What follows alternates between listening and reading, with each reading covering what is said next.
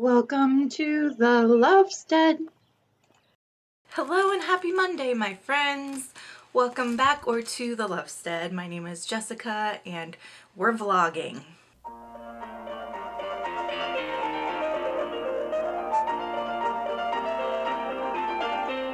If you are new to my channel, welcome. I'm so glad that you're here. If you're a regular subscriber, welcome back. Great to see you again. You look fantastic. It's a hot day here in the Midwestern United States. I don't deal well with the heat. I become a wilty, droopy flower in the heat. That's my fancy fan. Do you like it? Okay, let's talk about the books that I am reading. For nonfiction right now, I am working on an academic text called Pathological Altruism. I'm covering this up because it's got interlibrary loan information on it. It's Pathological Altruism, edited by Barbara Oakley. This is an academic text in biological and evolutionary psychology. It's a collection of essays on pathological altruism, and it is absolutely fascinating. I am on page 94, and I'm planning a more in-depth book review of this one in an upcoming video, so I don't know that I'll talk about it a whole lot in this vlog other than to just update you on my progress. It is a really, really interesting book. If it sounds interesting to you, keep an eye out for my review. I am also currently reading Becoming by Michelle Obama. I'm listening to this on audiobook. I'm about halfway through, really enjoying it. She has such a unique sense of humor and good comedic timing, but I'm also really loving learning about the election, the 2008 election, learning about Barack Obama from the perspective of his wife, the person who knows him most intimately. And Michelle Obama is just a rock star. Like, she's such an inspiring person in general. Like, Princeton undergrad, Harvard grad, all the work that she's done in Chicago, like, she's just an inspiration. So I'm about halfway through, and it's really fun reading the last portion that I read because I'm to the part where they're starting to campaign for the presidential race in 2008. And, you know, in America, the first state to do their primaries is Iowa through the Iowa caucus system. I live in Iowa. I lived in Iowa in 2008. I was very active in that election process. I went to all of the different events. So she's describing like these different town halls and speaking engagements she has while they're campaigning in Iowa. And I attended some of those, and like, it's just so fun to hear her talk about that and be like, I was there. I remember that. Oh yeah. It's one of the most fun parts about living in Iowa is that being that first in the nation to decide on who our primary is in the election process. The past caucus that we had in 2020, was it just 2020? The last caucus we had leading up to the 2020 election was an absolute mess, and it's very likely that Iowa is going to be doing away with the caucus system for the primaries and going to just a straight primary vote, which I think ultimately is a good thing, but it has been such a fun thing to be a part of in my own life because it's a big deal in the United States, and it truly is one of the most unique and interesting parts about being an Iowan. Okay, in addition to that, I am reading Wicked Intentions by Elizabeth Hoyt. I picked this up last week because I wanted to read a book that I had checked out from Overdrive, but I was uploading a YouTube video which uses up all my bandwidth, so I can't access the Overdrive app. And so I had to pick up something from my physical collection, and I picked this one up. And so far I am enjoying it. This is about Temperance, who runs an orphanage in St. Giles, which is a really dangerous neighborhood in London in the 1700s. And then this man, Lazarus Huntington, is trying to find the person who murdered his mistress.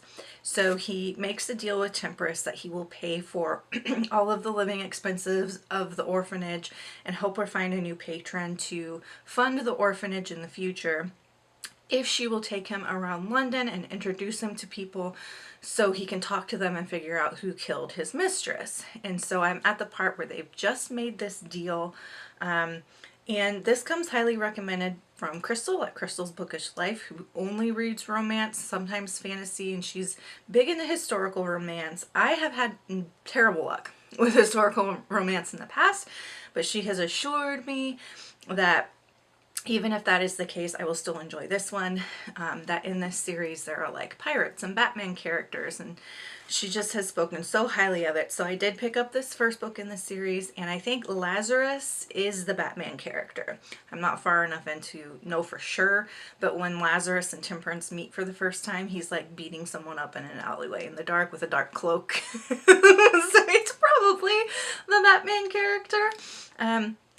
I will continue reading this. It's not going to be the main fiction that I focus on though, because I have a buddy read that I'm doing of Natural Thorn Killers by Kate Dyer-Seeley. I'm buddy reading that with my friend Ro and a couple of others. So I am going to start that today. I have it checked out from Hoopla. Those are my reading plans for the time being.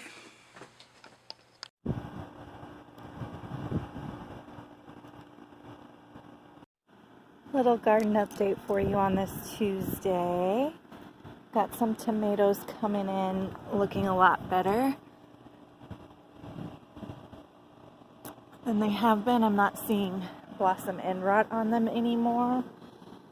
So got a lot. Looking pretty good. And then my cayenne peppers are starting to color up, which is nice. And then I've got a baby bell pepper and cucumbers, but I'm still struggling with cucumbers because like I'll see them start and then like they shrivel up. I don't know if you can see that there. They like shrivel up and die. So I'm getting cucumbers, but they're not really making it to full fruition. So I don't know what's going on there. But yeah, I am excited about my little bell peppers, tomatoes that we've got started so far. I've got tomatoes on every plant except for 2 of them. And it does look like no more blossom end rot, because see, bottoms are looking a lot better now. So let's see if this one. Yep, looking a lot better. So that seems to have taken care of the blossom end rot problem. Adding in the tums. Things are coming along.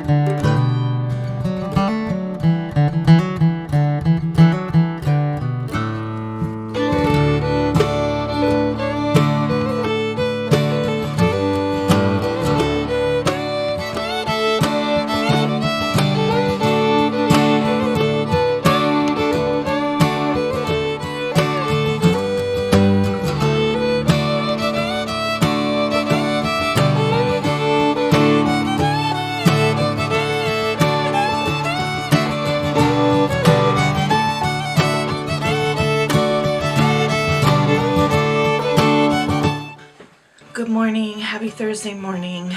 I do have a reading update for you today.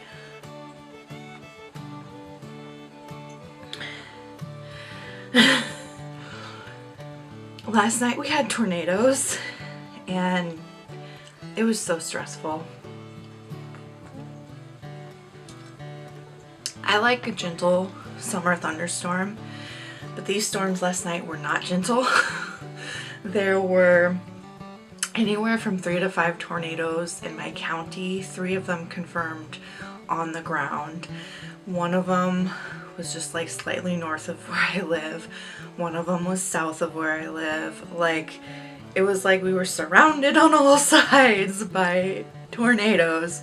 3 on the ground.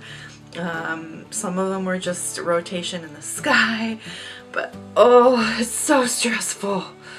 Oh, so stressful. I'm really afraid of tornadoes. There's like this weird culture in Iowa. Maybe it's a Midwest thing, I don't know, but in Iowa it's definitely a thing where like people try to act super tough about severe weather.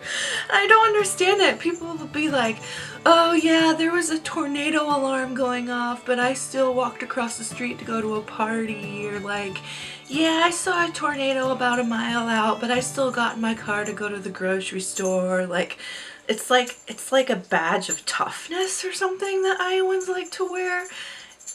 And that is not me. That is not me at all. I am very much like scared when there is severe weather, whether it's tornadoes or like 70-mile-per-hour straight line winds. Now, thankfully, nothing on my home was damaged. My garden is fine. The community that I live in, there's a lot of downed trees. And there are some power lines down and stuff like that, which can be dangerous because of live wires and stuff like that. But thankfully there were no like homes damaged other than tree damage, shingles off roofs, that kind of thing.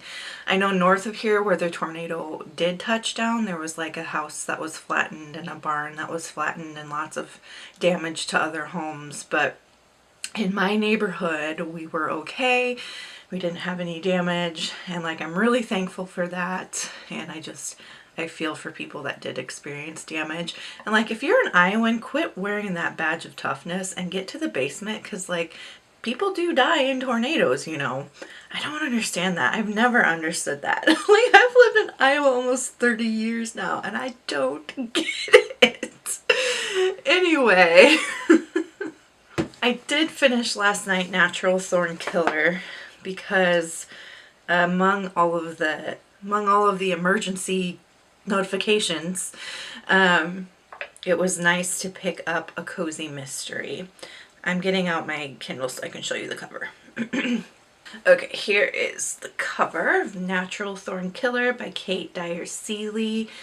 This is a pen name for an author who writes other books. I can't remember off the top of my head the other name that they write under. I'll leave it up here on the screen.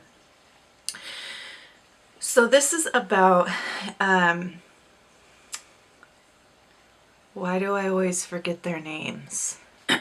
This is about Britta, who lives in Minnesota with her deadbeat husband. She finds out her husband is cheating on her, so she leaves and she moves back to Portland, Oregon to live with her aunt Ellen. Ellen runs Bloma, which is a flower shop. It sounds absolutely gorgeous. And Ellen does like these really cutting edge things with like flowers as fashion. And Britta loves flower design. She went to school for flower design, and she's excited to get back to doing flower design, working in her aunt's shop. Now, the premise of the plot in terms of mystery is that there is this real estate developer. Why is it always a real estate developer?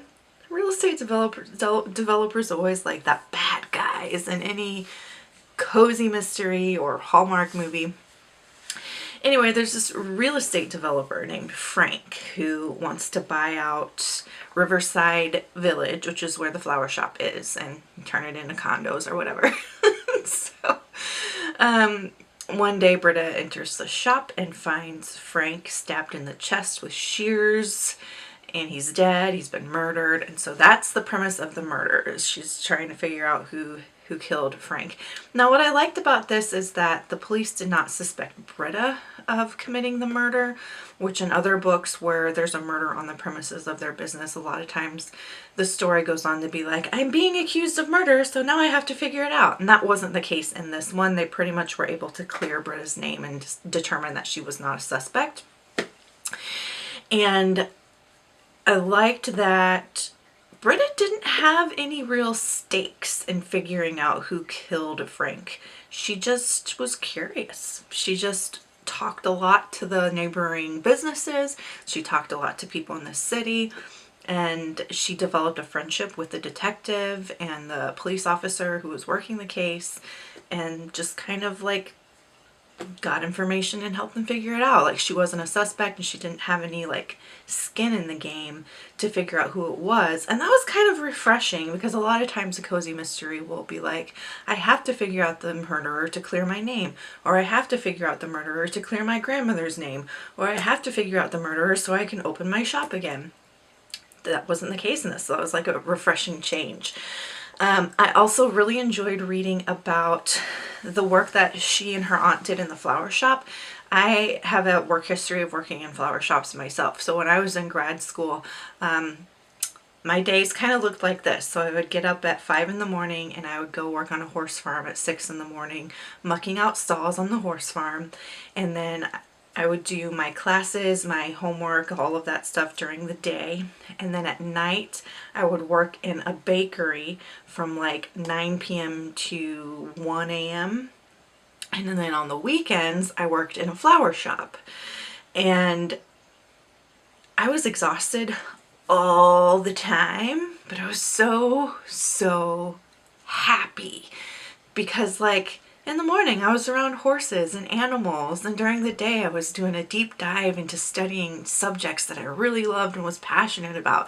And at night, I got to bake and learn about baking on a large scale. And then on the weekends, I was surrounded by flowers and gardens and used my creativity doing flower arrangements. So I was exhausted all the time, but I was so happy. And it's one of my favorite like periods of my life. And if you watch my vlogs continuously, you'll see that I have kind of tried to structure my life in a similar way as that time period. Like, I'm surrounded by animals, I am still into the gardening thing, I bake a lot, I work in a field that I really like, do a lot of reading and reading things that I love and writing about things that I love. So anyway, I've kind of used that time in my life as a template for happiness moving forward, and just been trying to work around my Ehlers-Danlos syndrome and adapt based on like my physical well-being from there.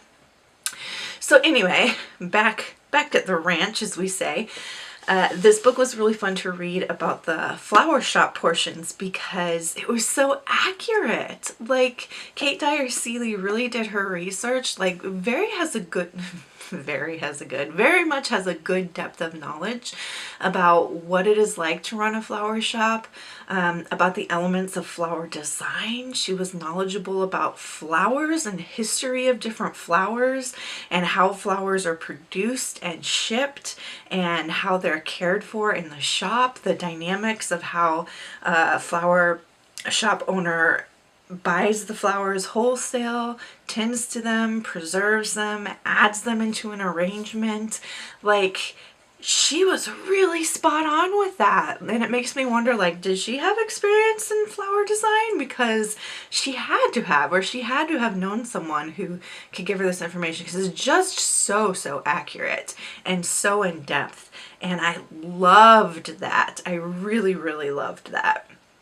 The mystery part I did figure out, because this mystery was very similar to one that I read recently, and that was Romeo and Juliet. Like, the conclusion is almost but not quite identical to that story. So I figured it out very early on how the mystery was going to conclude and who did it and that kind of thing. But it didn't diminish my enjoyment of the book, because really I read cozy mysteries, as I've said before. I read cozy mysteries to just live in someone's world for a while, not necessarily for the thrill or suspense of the mystery. I like the puzzle aspect of the mystery, but I really just like living in someone else's world, and that's why I read cozies. And it did a great job of calming me down after a night of twisters. In terms of a rating, I don't really know what I want to rate it. I'm leaning toward a 4-star, actually. It's more of a 3-star, I want to say, just because the mystery part was fairly standard and predictable, fairly formulaic. But man, that flower design, depth of knowledge, I mean, it was really something. So I don't really know yet what I'm going to rate this, but it's going to be between a 3 and a 4. So stay tuned to figure out what I decide. Since I finished that book, what I'm going to focus on getting through next is Wicked Intentions, which I've already started reading, but I want to get through this one, finish it up, and then after I read this, I'm going to read one of the 5 books that I was 100% going to get to on my July TBR, which is The Body in the Library by Agatha Christie. Those are my reading plans. So happy Friday. I finished Becoming by Michelle Obama yesterday, and it was really, really good. I very much enjoyed it. Probably one of my favorite quotes from the book was when she was talking about the work that Barack Obama has to do every day, and how like his job is to handle really heavy things happening around the world, and how like he would get reports in the morning and he had to read through these reports and digest it and then like figure out what to do about it. And so the line is something along the lines of he had to metabolize tragedies into calm leadership. And I loved that line, and I love that concept of metabolizing tragedy into calm leadership, because like that word metabolize, it's not just digest and process. Metabolize is you take it in and you change it into something. And like, oh, I just thought that was so brilliant. That was my favorite line from the whole book, was he has to metabolize tragedy into calm leadership. And I'm thinking about, how can I apply that in my own life? Like, how can I metabolize challenges into calm personal leadership? Like, there's such a lesson to be had there. I loved it. I loved learning about everything in that book. I absolutely loved it.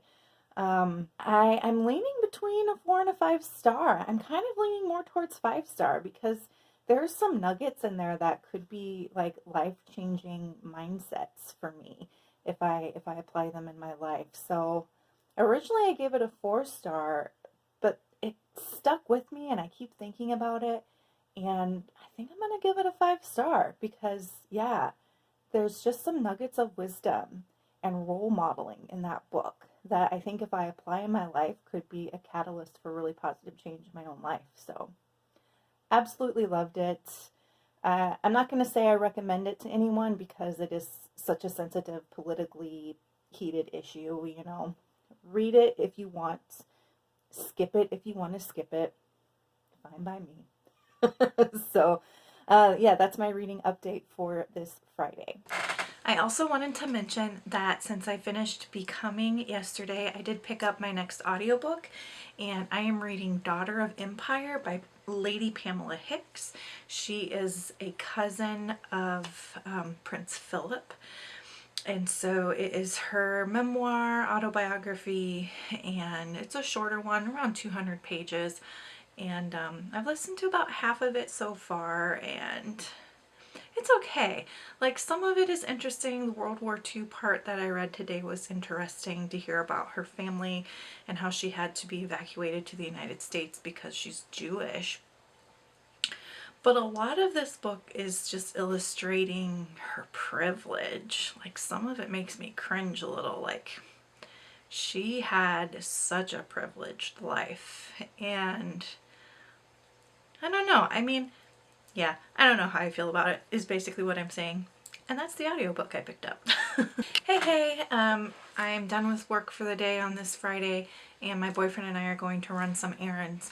My mom is rescuing a betta fish from a bad situation, so I'm going to set my mom up with a 5-gallon tank for her new fish and filter and all of that so she can take good care of this fish. So we're going to go to my local fish store, and I want to bring you along there. I also am looking for a nice little hat box that I can store my dog Dinah's ashes in, and like her collar and things like that. So more somber trip for that, but I'm hoping that I can find something that's like pink and delicate and pretty to be a little memorial for her. So I'm going to take you along as we do a little shopping here.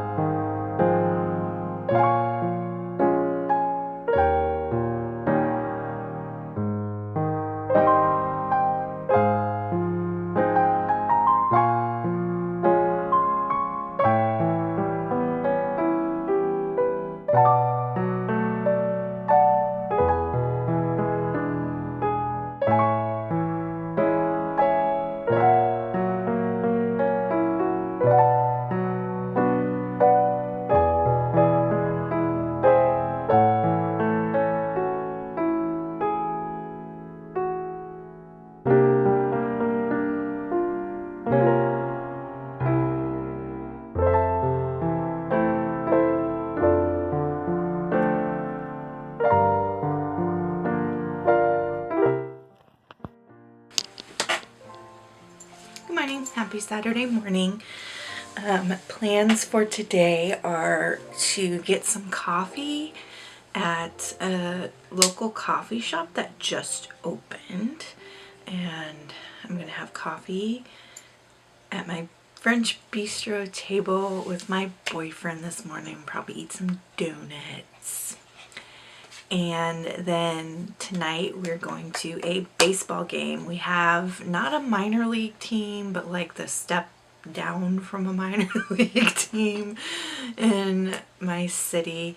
And interestingly enough, my great uncle actually played pro baseball for the White Sox, but before he made it to the majors, he played on my city's minor league team. And like before I moved here, I had absolutely zero connections to the area. I moved to this city for college, but I didn't even know that about my uncle, my great uncle. And I was looking at like the history of the baseball team because I love baseball. Love baseball. It's my favorite sport. I like to read about baseball history. Anyway, so I was reading about the team, and I saw my uncle's name on the roster in like 1954. So I asked my dad about it. He was like, yeah, he played ball for that team. It's such a weird coincidence. But anyway, in terms of my reading, I have decided to DNF Wicked Intentions by Elizabeth Hoyt. Her writing is good. I like her style. I don't like the characters. The guy, Lazarus, who's supposed to be the Batman character, his thing is that he feels no emotion. He's just kind of an abusive jerk. And in my head, a person who doesn't feel emotion has very little regard for others. That's a sociopath. I don't want to read a romance with a sociopath. Like, for example, let me read you on page 155. He like enjoys hurting people for his own pleasure. So on page 155, he's talking about how he had just like lashed out at Temperance and hurt her by lashing out at her about a topic that she feels vulnerable about. So he says, during the day he reviewed conversations they'd had, remembering the look of hurt in her gilded eyes when he'd said something particularly crass. The pain he'd caused her provoked a strange tenderness. He wanted to heal the hurt and then hurt her again just to make it better. So like he wants to hurt her for his own pleasure. Like, the guy is sick, and I can't get on board with shipping him with anybody, let alone with Temperance, who is, she runs this orphanage. She's like compassionate to a fault. I think she would fit the definition of pathological altruism, which is the nonfiction I'm reading right now, where she like sacrifices her own well-being for the well-being of others in a way that like isn't really necessary. And like, it's just so yucky to have like her, this person who doesn't hold boundaries to care about herself, and then this guy who's like clearly a sociopath and capable of actually caring about another person, and like shipping them. Like, it just, that's gross. That's problematic. I don't enjoy that. And I don't care what happens in this book, because even if they end up together, I don't want them together. Like, that's not how I want this to end. And you know they're going to end up together because there's no other like love interests for Temperance.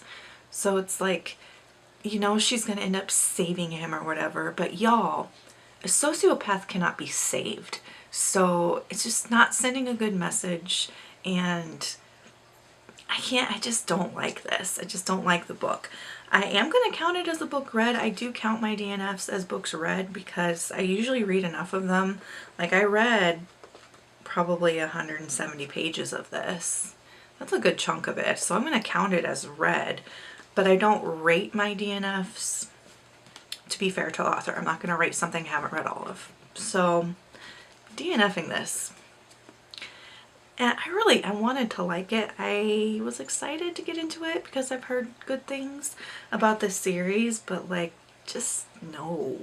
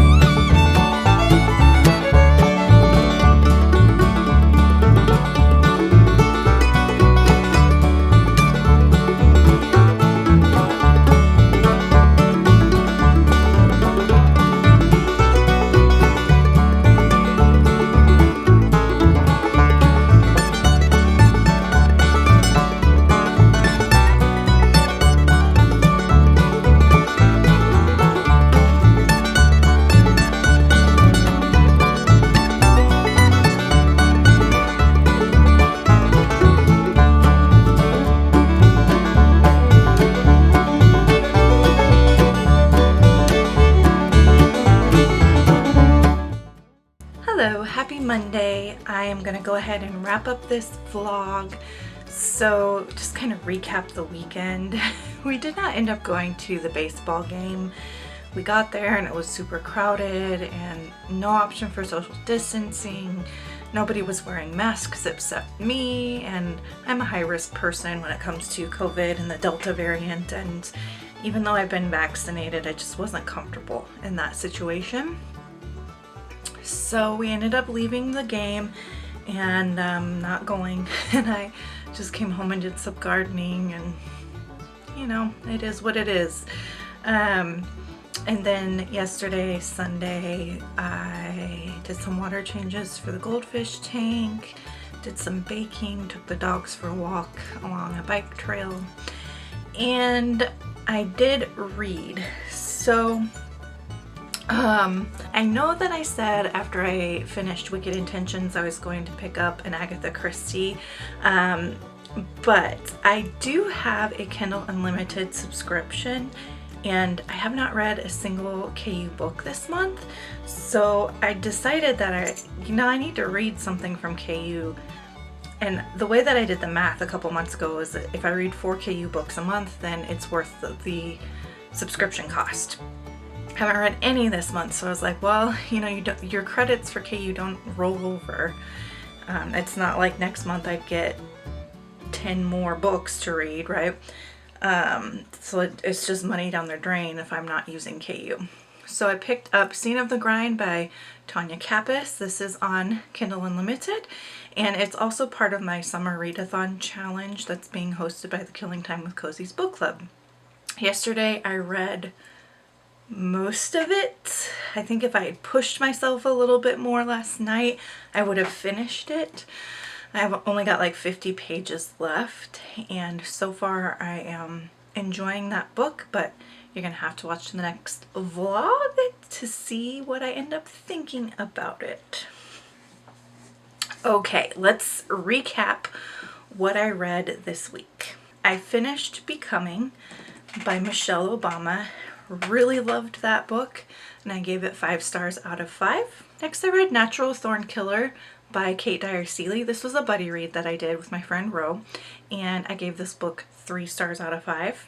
Next, I DNF'd Wicked Intentions by Elizabeth Hoyt, and I finished Pathological Altruism, which is going to have its own separate book review coming up soon. I gave that book 4 stars out of 5. Hope you enjoyed this week's vlog. I've been loving spending time with you as usual. If you did like it, give it a like. If you're enjoying my content, click subscribe. These vlogs aren't going away anytime soon. So until next time, make sure that you continue to read good books, drink good coffee, take care of yourselves and each other. Bye!